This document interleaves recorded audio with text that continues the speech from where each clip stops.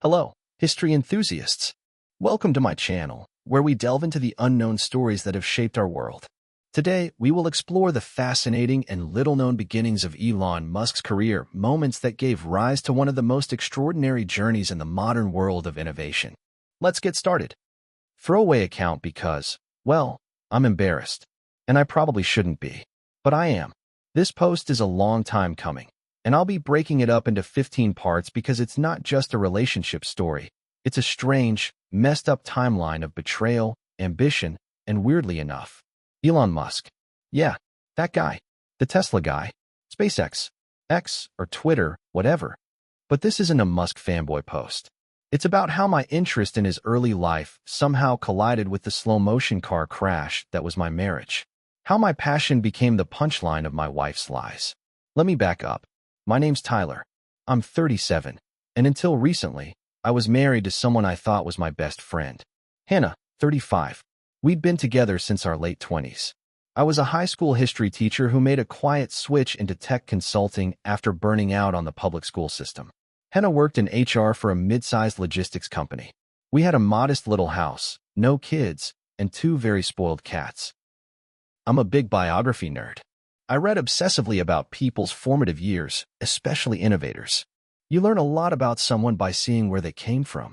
Elon Musk fascinated me, not the billionaire part, but the Pretoria, South Africa part.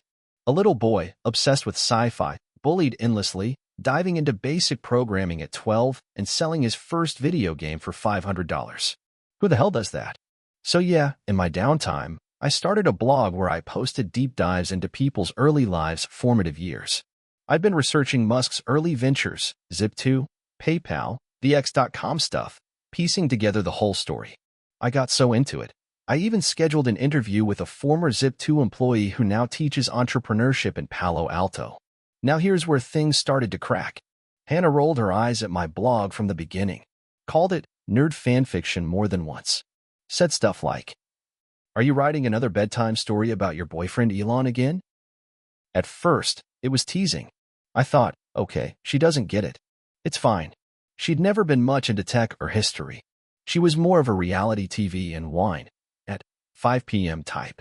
But the tone changed. The digs got nastier, sharper. Sometimes she'd make comments at dinner with friends, like, "Ty's trying to solve the mysteries of Musk's puberty again. Should I be jealous?" They'd laugh. I'd fake a smile. Inside, I felt humiliated. But I let it slide. I always let things slide. Until one night, I came home from a late work meeting and found Hannah on the patio, wine glass in hand, giggling over her phone. I asked what was so funny. She turned her screen toward me. It was a meme. Something about guys who worship billionaires but can't pay for dinner without Venmo. Then she said, dead serious, "This is literally you." I didn't laugh. That was the first time I felt a little something break. Not all at once. Just a crack. But it was there. Little did I know, that tiny fracture was about to rip wide open. The meme thing stuck with me. I brushed it off at the time, told myself I was being overly sensitive. But that night, lying in bed next to her as she scrolled through TikTok with the volume blaring, I couldn't sleep. My brain started replaying things she'd said in the past. Comments that didn't hit me as cruel at the time, but now felt pointed. Sneering. Like how she used to say, "You'll never be a doer, just a watcher." Or how she joked that I researched other men because it's easier than becoming one. That one stung more than I admitted. Still, I kept working on my Musk research project. I just finished writing about how Elon and his brother Kimball started Zip2 with barely any furniture in their office, sleeping under desks, showering at the YMCA. The kind of scrappy hustle that always resonated with me. So here's where things take a turn. One night, I was on my laptop in the kitchen editing a post when I got locked out of my Dropbox account. Weird. I used it to store all my blog drafts and interview notes. I went to reset my password. When I logged back in, I noticed something odd. There were 2 new folders. One was called Receipts. The other was named Tyler Cringe. I wish I was joking. Inside Tyler Cringe were screenshots of my blog posts, highlighted, annotated with sarcastic comments. Stuff like, "Who writes this sh*T? Imagine thinking Elon would have been friends with you LMAO. No wonder he's broke." There was even a screenshot of me in the middle of a Zoom call with the Zip2 guy. Caption, "He really scheduled an interview for this?" Dead. I just sat there, blinking at the screen. My face was hot. My hands actually shook. I couldn't believe what I was looking at. The receipts folder was worse. It was screenshots of text threads, her messages, with people I didn't recognize. Some saved as L, Wine Girl Wine Glass, and one literally named Backup Plan. They weren't just mocking me. She was talking about leaving me, testing the waters, saying things like, "He's harmless but pathetic. I could never respect someone so obsessed with another man's success. He thinks he's building something. It's AF*King blog. I'm so done." I felt like I was watching my marriage autopsy in real time. Not just betrayal contempt. This wasn't, "we grew apart." This was, "she hates me and was laughing behind my back." And then I found his name. One of the contacts. Real name, not a nickname. James. A guy from her HR department. She'd told me he was gay. Even introduced him once over dinner, and he played the part well, talked about his ex-boyfriend, made quips about RuPaul. Guess what? He wasn't gay. And I was the last to know. You ever feel your whole body go cold in a warm room? That's what it felt like staring at those screenshots. James wasn't just not gay. He was the guy she was emotionally, and, yeah, obviously physically, cheating on me with. Their texts went back months. Months. And the way she talked about me? It wasn't just dismissive, it was dehumanizing. Like I was some hobby she regretted picking up at a garage sale. She called me soft, sexless, obsessed with boys and their toys. She said I'd never amount to anything because I was always reading about greatness instead of chasing it. That one gutted me. It was around midnight when I heard her pull into the driveway. I hadn't moved from the kitchen table. I had my laptop open to one of the screenshots, just sitting there like I was waiting for the final boss in a video game. She came in tipsy, wine night tipsy, and instantly paused when she saw me. "Why are you sitting in the dark?" I didn't answer. Just turned the screen toward her and said, "Who's James? Really?" She froze. For half a second, her face actually dropped like she'd been shot. But then she recovered fast. "What are you doing going through my stuff?" That's how it always starts, right? Deflection. I stood up, calm, but shaking. "You saved a folder called Tyler Cringe. Are you serious?" She snorted. "Wow, okay, now you're playing victim because you snooped and got your feelings hurt?" That's when I knew there was no remorse. Not even an attempt to lie well. Just gaslighting and disdain. I asked again, "So James isn't gay?" She smirked. "He's bi. If that makes you feel better." I felt like I'd been slapped. I just stared at her, waiting for her to offer something. An apology. An explanation. Anything. Instead, she walked past me, grabbed a LaCroix from the fridge, and muttered, "God, you're so dramatic. This is why." I snapped. I told her I wanted the truth, no games, no bullshit. She sat down, crossed her legs, and gave me the most infuriating, detached little shrug. "Fine. I don't love you anymore. I haven't for a while. You're boring. You live in books and blogs. You'd rather write about Elon Musk's teenage years than have sex. I need a man who's present." There it was. Like she'd been waiting to deliver that line for months. I didn't say anything. I just nodded. That coldness I mentioned? It spread. I didn't cry. Didn't scream. Something inside me just shut down. Then she added one last jab, like she couldn't help herself. "Also, you should probably know, James thinks your blog is embarrassing too." That was it. I walked out of the room, went to the bedroom, and grabbed a duffel bag. Threw in a few clothes, my toothbrush, my laptop, and walked straight out the front door. No drama. No yelling. Just left. Because I knew if I stayed one more second, I'd say something I couldn't take back. End of part 3. Want to continue to part 4? Things start to unravel even more.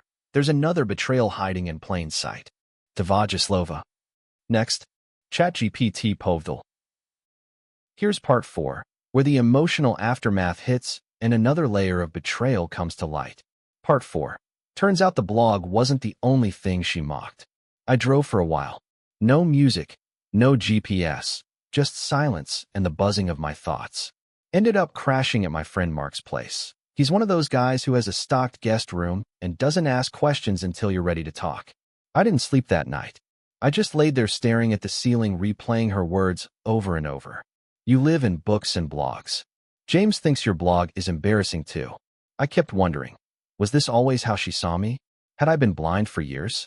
Or had she just gradually started to hate me while pretending everything was fine? The next morning, I texted her. I'm not coming back. I'll arrange to get the rest of my stuff when you're not home. She replied, "'Kay, just don't mess up the cat schedule." No, I'm sorry. No, can we talk? Just a logistical note about the cats. Like we were roommates. Strangers. Over the next couple days, I moved out what I needed. She wasn't there. I didn't want to see her. I didn't even want an explanation anymore. What was the point? But then came the twist I didn't expect. Mark and I were talking one night, drinking beers in his garage like we were teenagers again, when he said something that made me drop my bottle. "Man, I always thought it was weird she was still texting Kyle after that thing at your wedding." I blinked. "Wait, Kyle who?" "Kyle. Your college roommate, Kyle. You remember? The dude she used to flirt with. Tall guy, man bun. Didn't he try something with her before you two got married?" And that's when everything snapped into place. Kyle. At our wedding, I caught Kyle and Hannah in the hallway near the bar. Too close. She said he'd made a weird joke and she was setting a boundary. I believed her. Kyle got quietly uninvited from everything after that. But now? After James? After the Tyler cringe folder? I couldn't ignore it. I went digging. Old phone backups, Facebook messages. There it was, messages between her and Kyle months after the wedding. Harmless on the surface. Until you read between the lines. "Wish you'd been the one on the honeymoon," winky face. Some nights I wonder what would have happened if I'd said yes. "Tyler thinks I'm an angel, LOL. They never stopped talking. There it was, not just one betrayal. Multiple. Layered. Calculated. She was never who I thought she was. After finding those messages with Kyle, something shifted in me. Not just anger anymore, disgust. It was like my memories were being rewritten in real time. That vacation to Cape Cod where she was moody the whole time? She'd been texting him every night. The same trip where she said we just didn't have chemistry anymore. The dinner party where she spent the whole night laughing at James's stories and barely looked at me? Turns out it was their inside joke. She told him in a text earlier that day, "Watch me make Tyler feel invisible tonight." It wasn't just betrayal, it was sport. Mark saw me spiraling. I guess I was ranting nonstop, digging through years of messages, screenshots, receipts. At one point, he put his hand on my shoulder and said, "Dude, maybe stop looking." But I couldn't. Because every time I found another lie, another moment she'd rewritten, I realized how much of my identity was tangled up in her opinion of me. Her approval. Her version of us. And here's the part that still messes with me. She used to encourage me to write. When I started that Musk blog, she called it Your Purpose. She pushed me to interview Zip2 employees. She even helped edit a couple posts. And yet, behind my back, she was mocking it the entire time. There was one audio recording sent to Wine Girl Wine Glass where she said, "He thinks he's the next Ashley Vance." It's pathetic. Like, dude, Elon Musk doesn't need your sympathy fanfic. That hit harder than I thought it would. Because my blog wasn't just about Elon Musk. It was about me, about how I saw the world. About trying to understand the grind, the struggle, the isolation of chasing something bigger than yourself. And she turned it into a punchline. That night I sat on Mark's porch with a whiskey, and I wrote out a list. Not a pros and cons list. Not a plan. Just a list titled, Things I Know Are Real. I love deep dives into messy people. I'm not ashamed of working slow, even if it's invisible to others. I see patterns other people miss. I was loyal. I did try. That was the first time in days I felt like I had something solid under my feet again. So here's the wild thing. After days of sitting in Mark's spare room, surrounded by half-packed boxes, old Musk bios, screenshots of my wife's betrayal, and an unopened jar of peanut butter I kept forgetting to take back downstairs, I realized I had something more valuable than revenge. Perspective. I'd been writing a draft post for weeks. It was supposed to be part of a new series, Formative Years. A look at how certain influential people became who they are before the fame, the wealth, the Twitter chaos. This one was about Elon Musk's early years in Pretoria, his isolation, his obsession with tech, how he used to code video games alone in his room while his classmates beat him up for being weird. It was supposed to go live weeks ago, but I held off, partly because Hannah had said, no one cares about Elon Musk's middle school trauma, and I let that burrow into me. But now I saw it differently. She didn't just not believe in the blog, she didn't believe in me. And the more I thought about it, the more I realized, maybe that post was exactly what I needed to put out there. Not for her. Not even for Elon. For me. So I opened the draft, added a new intro, a little more raw than usual, and hit publish. Here's a piece of what I wrote. There's something universal in being told you're ridiculous for caring too much. Elon Musk, as a kid, got mocked for dreaming about Mars and wiring his own explosives. I got mocked for writing about guys like him. The scale's different. The shame isn't. But you keep building anyway. Within an hour, my inbox started filling up. A comment from a professor at a local college asking if I'd ever consider giving a talk on narrative building in tech. An email from a podcast guy in Toronto asking if I'd be a guest. A DM from someone who worked at Zip2. My phone buzzed constantly for the next 2 days. I was stunned. Even more surprising, people actually resonated with the blog. With me. Not the sanitized version Hannah pretended to support, but the real, messy, overly analytical, emotionally involved me. And yet, right in the middle of that emotional high, guess who decided to show back up? Yep, Hannah. She texted me 2 words. You up? Like nothing had happened. I stared at her text for a solid 5 minutes. Just, you up? That's what she sent. After shredding my self-esteem, mocking my work, emotionally cheating, at minimum, with at least 2 different guys, and turning my entire relationship into a punchline with her friends. She opens with you up? I didn't reply. I was up, but I wasn't hers anymore. The next morning, I got another one. Saw your post. So dramatic LOL. But I guess it's brave? Anyway, people seem to like it. Congrats. That LOL sent my blood pressure to the moon. I hadn't written it for her. But clearly, she couldn't stand not being at the center of it. Later that afternoon, she sent a longer message. Can we talk? I feel like maybe we both said and did things we didn't mean. I miss our life together. I miss you. I think we could fix this if we tried. I know you're hurting. Yeah, I was hurting, but not in the way she thought. I wasn't longing for her anymore. I was grieving the illusion I had bought into. Still, I agreed to meet. Call it masochism, or just needing to hear it in person. We met at this little tea shop she liked, Neutral Ground. When I walked in, she looked different. Nervous. Not like someone ready to apologize. More like someone gearing up for a performance. She started light. You look good. I didn't respond. Then came the spin. I've been thinking a lot. I was scared. You were so deep in your own world. Musk, the blog, your head, and I felt left out. That's why I said those things. I didn't mean them. I was just insecure. I almost believed her until she said this. And now that the blog is getting attention, I think we should rebrand it together. I could help you make it bigger. With my social background and your writing, we could really turn it into something. That's when the penny dropped. She didn't want me. She wanted in. The attention, the praise, the inbox full of people who got me, that was what brought her back. Not love. Not guilt. Clout. I told her, calmly, you don't get to pivot into partner mode after you ridiculed the whole thing. You laughed behind my back. You disrespected me. This isn't yours. She blinked, smiled thinly, said, you're being dramatic again. And I got up. Just walked out. Walking out of that cafe felt like walking out of a burning house.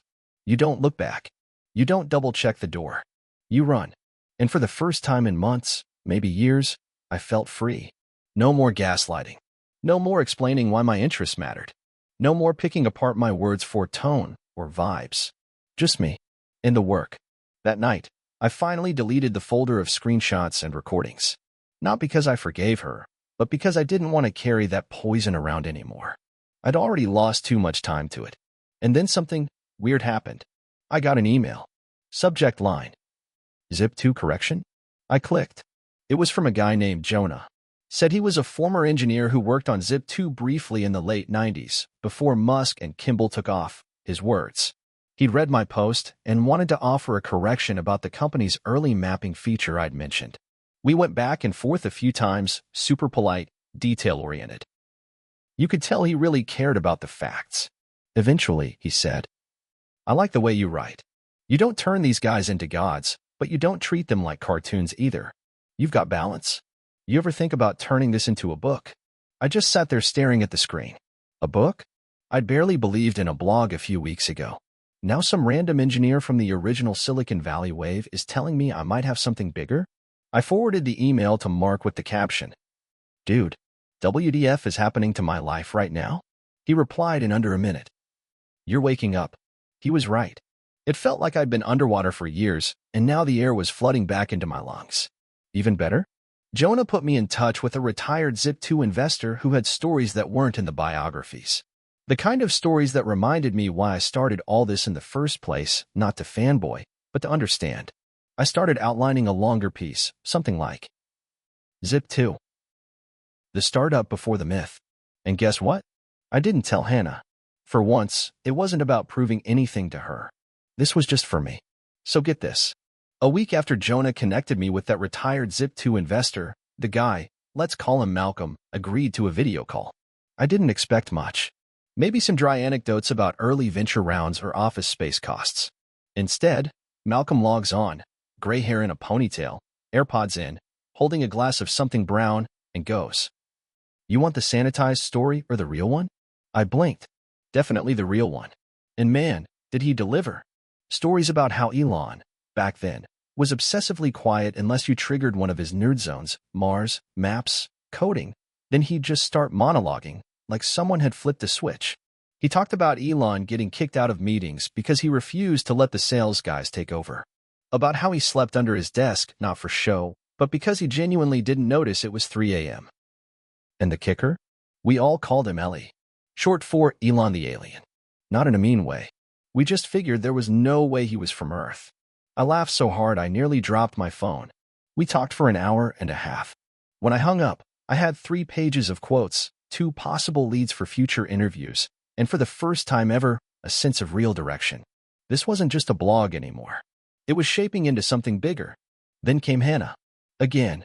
She showed up at Mark's house uninvited. No warning. Just knocked on the door while I was deep into editing. Mark opened, saw her standing there with that carefully sad expression, and shouted up, "Hey, hurricane's at the door. You want to evacuate?" God bless him. I went down anyway. She looked thinner, hollow-eyed. Probably because she'd burned bridges with the guy she cheated with, and now she wanted back into familiar shelter. She launched into a tearful monologue about how she was lost and trying to heal, and how she realized she projected a lot onto me. Then she pulled out a folder. Inside, a pitch deck. I swear to God, she actually brought a full pitch deck for rebranding your blog together, positioning it as a joint media venture. I stared at her, not even angry, just amazed. "You brought a PowerPoint to a breakup." She blinked. "It's a PDF. I didn't want to assume you had PowerPoint." That was it. That was the moment I knew she hadn't changed. Not really. She didn't love me. She loved potential. And now that I had it, she wanted a cut. I told her flat out, "This is over. I don't want a business partner. I don't want a wife who doesn't believe in me unless other people do first. And I sure as hell don't want a project with someone who sees me as the project." She left in silence. No dramatic exit. Just quiet rage. And I swear, when that door clicked shut, it was the first time I didn't feel guilty. 3 days after Hurricane Hannah tried to turn my blog into a startup deck, I got the weirdest email I've ever received. Subject line: "Elon might see this. Just a heads up." It was from Malcolm, the ponytail investor from Zip2. He said he'd been reading my latest post, the one where I broke down the messy sibling dynamics between Elon and Kimball during their early days. He said it was the fairest analysis he'd seen from someone who didn't know them personally. Then came the bomb. Forwarded the piece to Kimball. Figured he might appreciate it. Just a heads up, he and Elon still talk sometimes. I froze. I reread it 5 times. Then I checked the sender, the headers, everything. It was legit. And I had no idea how to feel. On one hand, massive validation. On the other, paralyzing terror. What if Elon himself read it and hated it? What if he sicked a team of angry ex-fanboys on me? What if he liked it? I spent that night spiraling. And then another ping. This time from someone with a Tesla domain email. She introduced herself as a communications liaison and said she wanted to know if I'd be open to a call regarding your Musk series and potential future pieces. Now I know enough about PR to smell when something's vague on purpose. This wasn't just, "We like your work." This was them trying to figure out if I was a threat or worth pulling closer. I agreed to a Zoom. The call was brief, polite, extremely polished. She asked me where I was planning to take the blog, asked if I had ambitions beyond independent publishing. Then she said, "Elon hasn't commented directly on your writing, but it's come across his radar. You should keep writing." I asked her to clarify. She smiled and said, "Off the record, he respects obsession, even when it's about him." That was it. She logged off. I just sat there staring at my reflection in the screen. What the hell was my life now? Just a month ago, I was in a dead-end marriage with a woman who mocked every word I typed. Now I had Musk's PR people giving me vague but not hostile signals, a growing audience, and best of all, clarity. Not just about my career, about myself. All of the noise, Hannah's lies, the gaslighting, the self-doubt was finally starting to quiet down. And for the first time in years, I liked who I was becoming. A couple of days after the PR Zoom, I got a cryptic email from someone named D. No last name, no job title, just, I knew Elon before Zip 2. We called him Ellie back then. You're onto something, but there's a piece nobody's telling you. If you want the real story, meet me in Johannesburg. Bring your questions. I stared at that email for a long time. Johannesburg? Meet a stranger? In a city I'd never been to? The sensible part of me screamed, no way.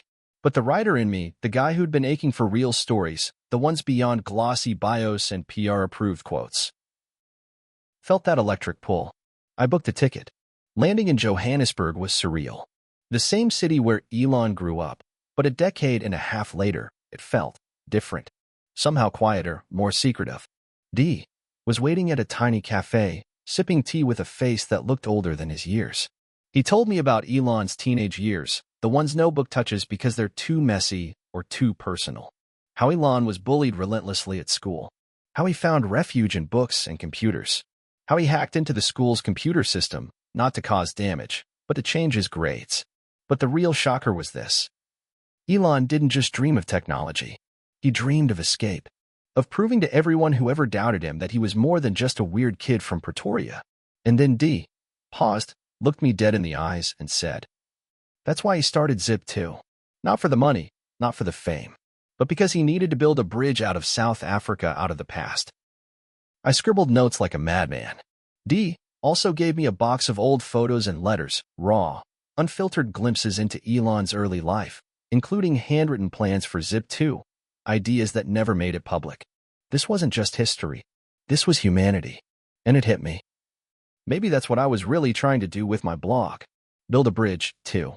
Back in the States, just as I was piecing together Elon's hidden past with D's help, my phone blew up with texts from Hannah. At first, it was the usual passive-aggressive crap. Hey, can we talk? I miss what we had. Maybe I was wrong. Then it got worse. She started sending me pictures of herself dressed up like she was auditioning for a rom-com, with captions like, remember when you said I was your muse? Let's make magic again. I didn't respond. Not even once. But then the insanity kicked in. One night, at 2 a.m., I got a voicemail. Her voice was breathy, shaking, and all over the place. Tyler, I know I messed up. I was scared. I lied. But I never stopped loving you. And if you don't take me back, I'm going to tell everyone the truth about your blog, that you're stealing ideas, that you're making things up. You don't want that, do you? What the actual hell? For a moment, my heart stopped, not because I believed her, but because I recognized that same old pattern of manipulation. I called Mark, who promptly drove over, found Hannah lurking near my door like a bad smell, and told her in no uncertain terms to get lost. She left screaming something about you'll regret this, and this isn't over. But it was over. I deleted every last text and voicemail. Then, for the first time since this nightmare began, I blocked her number. No second chances. No, let's talk it out. No more toxic cycles. I wasn't just protecting my work anymore. I was protecting my sanity. After finally shutting Hannah out, I had a lot of time to think, alone, quiet, no distractions. And here's what hit me hardest. Trust is everything. Not just in a relationship, but with yourself. If you don't trust yourself to see red flags or to stand your ground, no one else will. I'd wasted months, maybe years, trying to make someone else's lies fit into my story. Trying to rewrite myself to be the guy she wanted. Trying to convince myself that what she said was true when my gut screamed otherwise. Ambition is a double-edged sword. It fuels you, drives you, but it can also blind you. I almost let it blind me to the fact that I deserved better, that I deserved honesty and respect. I learned to listen to the people who had my back, Mark, Malcolm, even D. Instead of the one who wanted to use me as a stepping stone. And the biggest lesson? Sometimes the hardest thing to do is walk away. Not because you don't love, but because you love yourself more. So if you're stuck in a relationship that feels like it's pulling you down, listen to me. Don't be afraid to get out. Don't be afraid to lose what feels familiar. And whatever you do, never let someone else's bullshit rewrite your story. Because your story? It's worth telling. Once Hannah was truly out of the picture, something inside me shifted. No more second-guessing. No more shrinking to fit someone else's drama. I started writing with raw honesty, not just about Elon Musk or his early years, but about my own journey too. The struggles, the betrayals, the moments I almost gave up. To my surprise, people connected.